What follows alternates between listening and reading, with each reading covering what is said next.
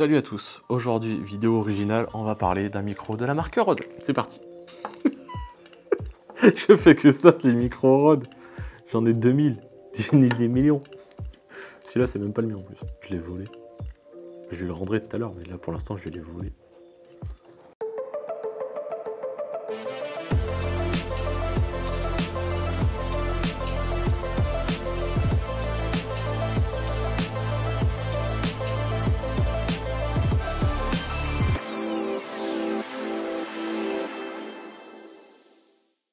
Alors, c'est un micro Canon, unidirectionnel, il est vraiment top.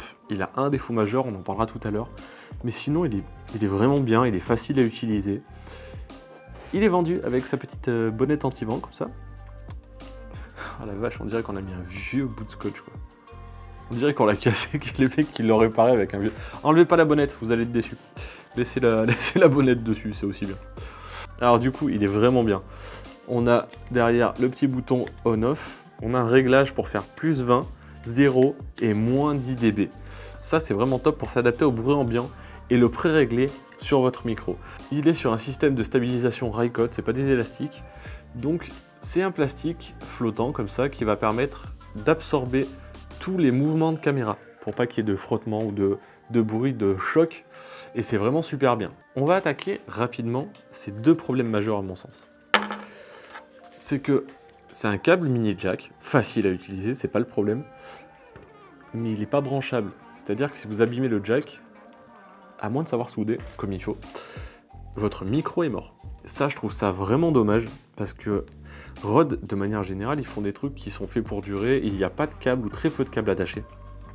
Et je trouve ça vraiment dommage d'avoir quelque chose d'intégré dedans. Vraiment, si vous tordez votre câble, qu'il y a un faux contact ou autre, s'il est coupé, vous savez qu'il est mort, mais s'il y a un faux contact pendant votre tournage, et que vous n'avez pas fait gaffe quand vous avez monitoré, ça peut vous flinguer un tournage complet. Je trouve ça vraiment dommage. Et le deuxième gros défaut, à mon sens, de ce micro, ça va être ça. Tac. Son alimentation, c'est une pile carrée.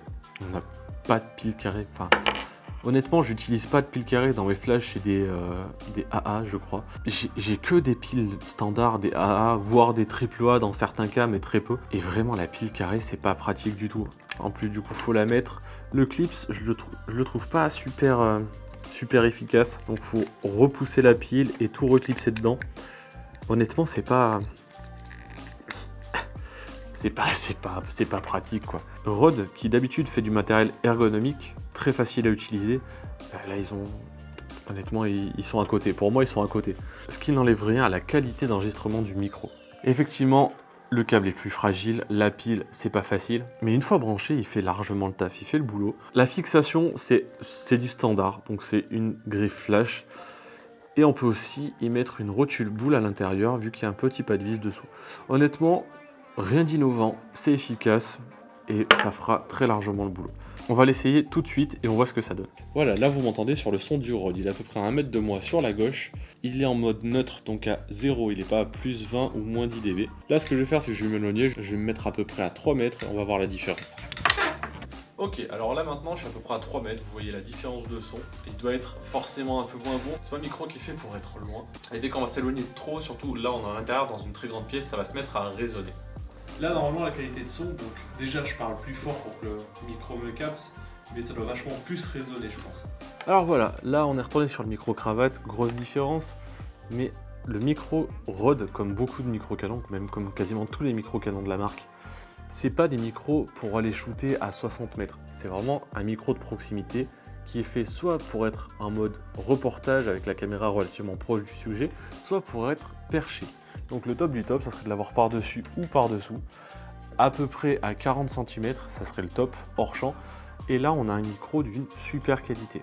Moi, ce que je vous recommande, c'est que si vous voulez pas galérer avec des câbles, si vous avez un petit peu de fond, vous pouvez le relier directement, comme on a fait là, hop, avec le Wireless Go. Donc, j'ai le Wireless Go 2, un qui est sur mon micro cravate, qui est relié à mon R5, et avec le deuxième émetteur, on a relié le Rode qui est relié encore une fois au R5. Là, on l'a mis à 1 mètre, le micro était plutôt bien, le son était plutôt pas mal.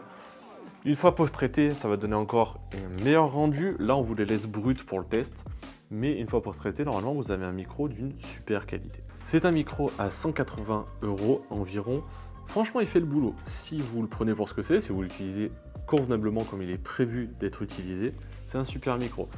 Là, c'est pas forcément des conditions ultra simples pour les micros, c'est en intérieur, c'est une grande pièce relativement vide qui résonne pas mal.